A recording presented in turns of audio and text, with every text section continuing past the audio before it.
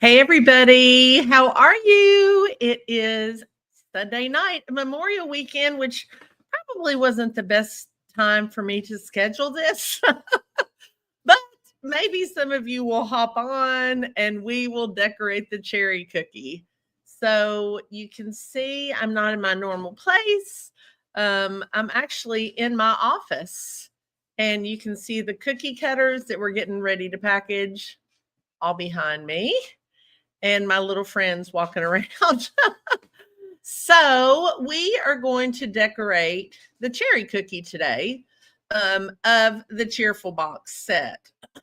And so if you are on, please tell me hello and tell me where you're from, because I always love to see where people are from. I am from Versailles, Kentucky, and we have had a beautiful day today, but it looks like it's going to rain. And so if you are decorating cookie along with me, that's great. If you're going to watch this and then decorate it afterwards, or if you just want to, watch, then that's wonderful. So we are going to go ahead and get started. And then at the end, if you have any questions, I'll be happy to answer them. And I am actually going to talk along with the video that is part of the tutorial that comes along with the Cheerful Box. And the reason I like to do that is because it's hard for me to go live, do the video, do the decorating the cookies, do the whole thing. So I want to make sure that you all learn something tonight. Sherry, you're in beautiful southern sunny California. Oh, I'm very jealous about that. So, if you want to change places, I'm happy to do so. But let's go ahead and add, hold on. Let me pause it. Okay. So this is the cookie that we're going to decorate right here, the cherry cookie. And the reason I want to talk about that one is because although it looks like a super simple cookie, and honestly it is, there are some little tips and tricks that make it a little bit easier to decorate a cookie like this. Hey, it's Cecilia. Oh, do you go by CC? You received the box on Friday. Oh, good. That's awesome. But cherries are the big thing right now. They're everywhere. So I think that this could be the best-selling cookie. If you are doing any kind of theme, ask your customer if they would like cherries added. I bet they will say yes for most all themes. If you sell cookies for farmers markets, definitely take cherries. Or if you're just making cookies for yourself or your friends, I mean, who doesn't love a cherry? So let's go ahead and get started. Now, with this cookie, we're going to start by flooding it white. And here I'm using white piping icing. And let me pause this just for a moment because I wanted to share with you that I always use tipless bags. I just prefer those because I do not like washing tips. But if you don't feel confident, hey Connie, if you don't feel confident in cutting your tipless bag small enough, then you can certainly use a tip.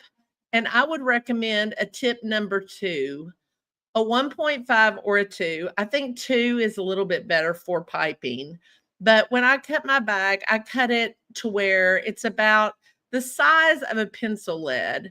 But again, you could use tip number 2. I always start by touching my cookie with my icing, and my icing is a piping consistency, so it's about toothpaste consistency. And it's magical. It's magnetic to where when you touch your cookie with your icing, it sticks. And then you'll notice that I hold my bag about 1/4 of an inch above the cookie and let the line fall. And so I'm just going around the outside of the cookie.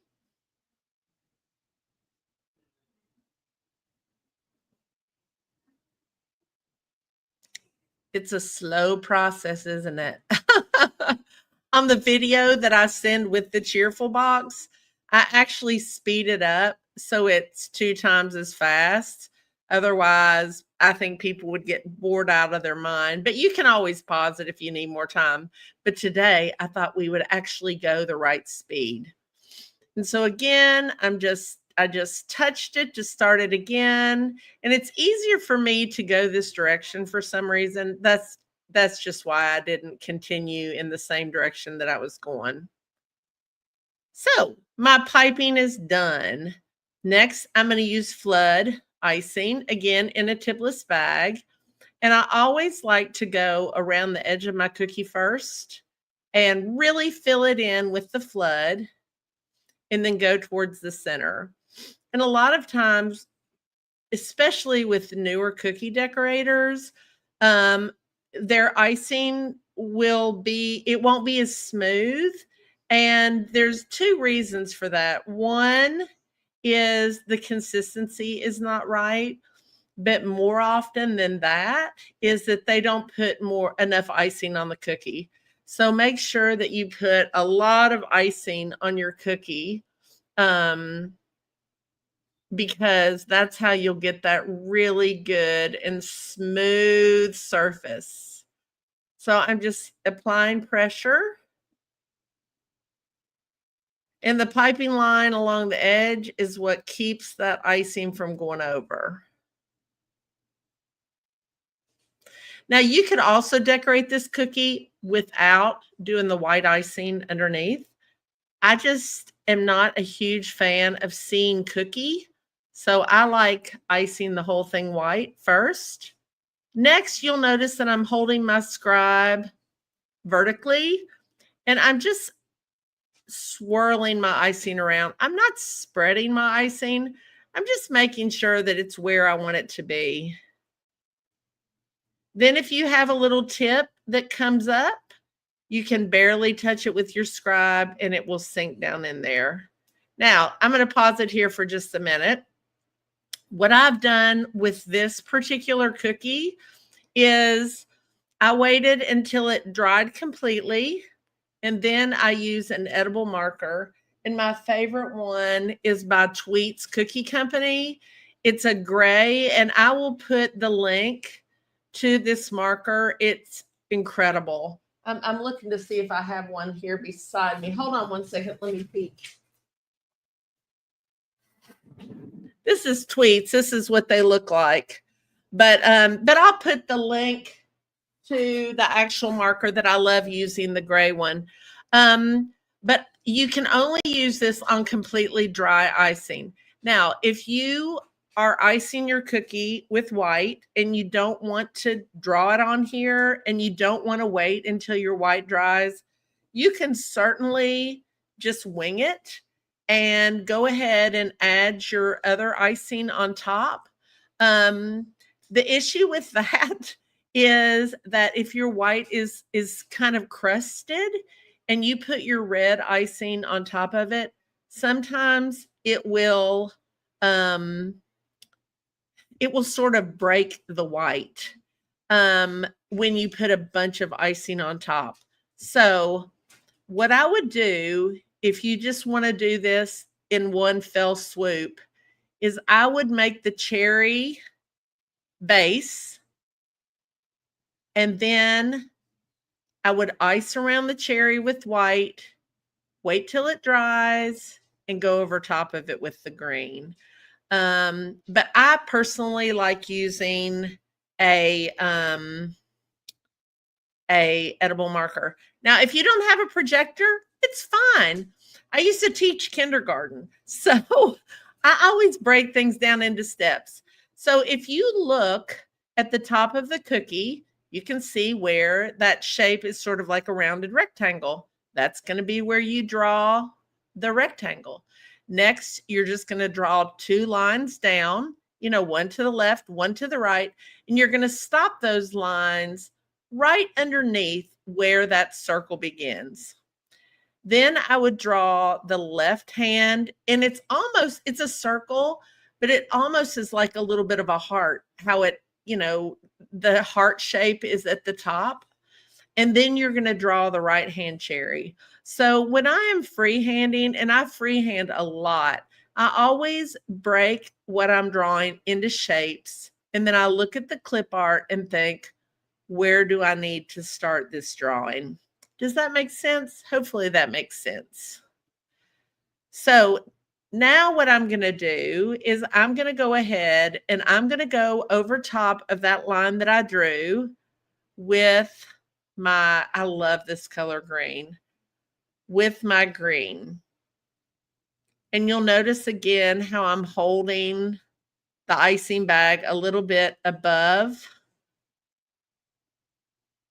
where that line is. And the thing I love about this marker is it really is very faint. So if you aren't perfectly on top of your line, it really doesn't show that much. So I like things that are kind of mistake proof. Now, this is a 20-second icing, so I can use it both for piping and flooding. And so that's the stem and the little top of the cherries. And we have to remind ourselves that we're making cookies, right? It doesn't have to be perfect. Next, I'm going to take my red piping icing. And again, you'll notice that the top of the cherry looks a little bit like a heart. And I'm going to go over top of my line.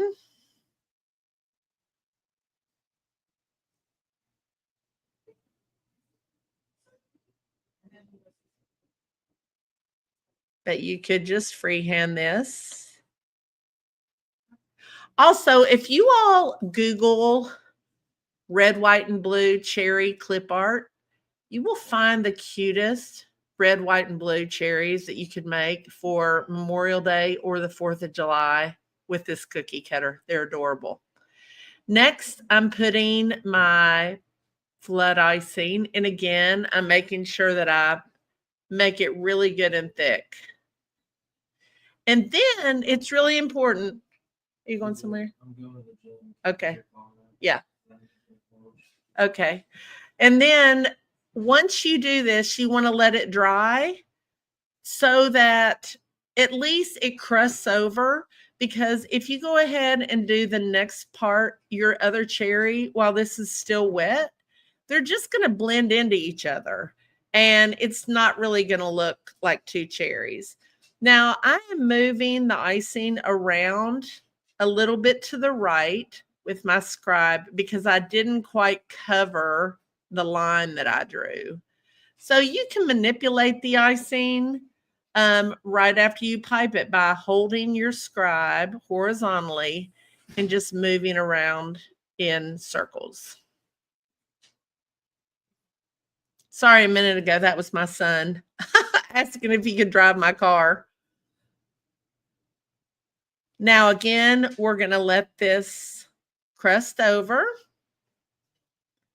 And then once that's crusted over, I can go ahead and do the next cherry. And you can tell that it's crusted over because it loses its sheen. It's not as shiny. So now I'm just going to do the same thing. I'm going to go over that line. My big old hand is in the way, but I'm just using my piping icing to go over top of that line that I just did.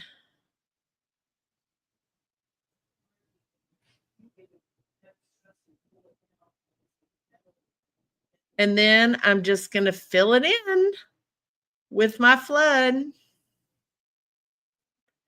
And that's all there is to this adorably cute cherry cookie.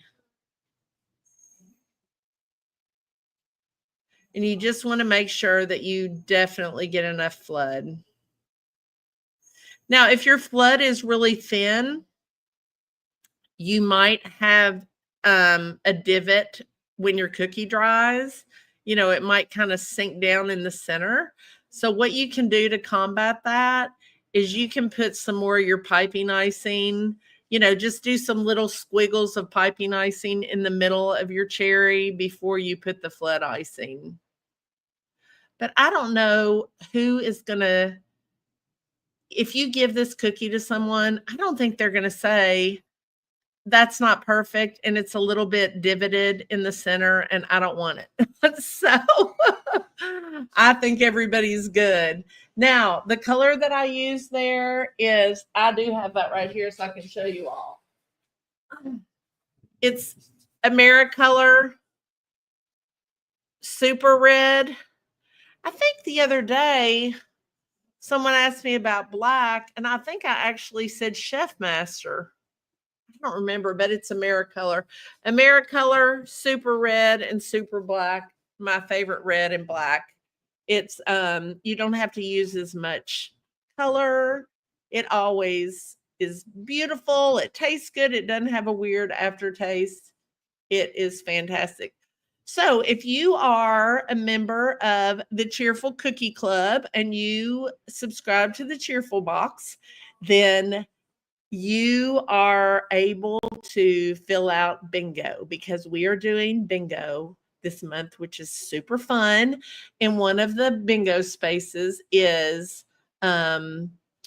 decorating one cookie. So if you decorate the cherries, you're good. I mean, I hope everybody participates because then I'm going to draw one name from everybody that participates. And I've ordered some things from the Sugar Art, which is my favorite company for color and paintbrushes, and plus they're the nicest people in the world. So that will be really fun. So does anybody have a question about what we talked about tonight? Anybody making cookies for Memorial Day? I'm not making cookies, which is crazy because I always do. But my dad had a little surgery on his nose, and I'm going to go spend some time with my parents instead of doing the normal Memorial Day stuff. So I hope that that was a little bit helpful. Okay, love you. I hope that was a little bit helpful. And if you're watching this on the replay and you have any questions at all, feel free to ask. And watch the video that I did the other day about the royal icing transfers, because I think that that was a fun one and hopefully helps some people. And I make cookies and frosting, and I'll probably do some tomorrow. Awesome, Sherry. Be sure and show them to me because I love seeing what you all create. So I guess that's it for tonight. Have a great night, and I'll talk to y'all soon. And have a great Memorial Day. Bye.